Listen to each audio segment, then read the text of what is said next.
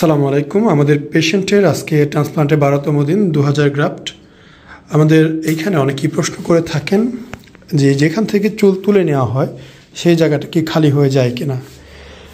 12 দিন পরে পেশেন্টের অবস্থা দেখতেই পাচ্ছেন, এখানে কোনোভাবেই বোঝার উপায় নেই এখান থেকে চুল তোলা হয়েছে। আমরা মূলত যে চুলটা তুলি সেটা প্রতি 5টা বা 10টা থেকে একটা করে নেওয়া হয়, তো সেই কারণে এটা খালি হওয়ার সম্ভাবনা নেই। এবং এই চুলগুলো মূলত নিম্নগামী হওয়ার ফলে একটা চুল অনেক বড় জায়গা কভার করতে পারে। আমরা মূলত যে চুলটা তুলে ফেলেছি সেটা শিকড় সহ তুলে এনে সামনে বসিয়েছি। যদি শিকড় না আনা হয় অবশ্যই সেইখানে চুল কোনো অস্তিত্ব থাকবে না বা জন্ম নিতে পারবে না।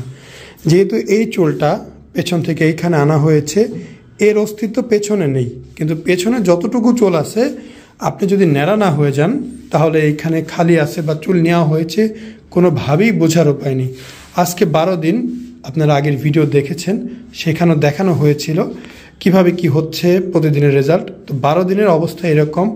উনি যদি আরেকটু চুল বড় রাখে তাহলে একদমই বোঝা যাবে না কখনো কিছু হয়েছে। তো আমরা চেষ্টা করব নিয়মিত আপডেট দেওয়ার। এরকম আপডেট প্রতিদিন পেতে অবশ্যই আমাদের সাথে থাকবেন, আমাদের চ্যানেলটি সাবস্ক্রাইব করবেন। ধন্যবাদ।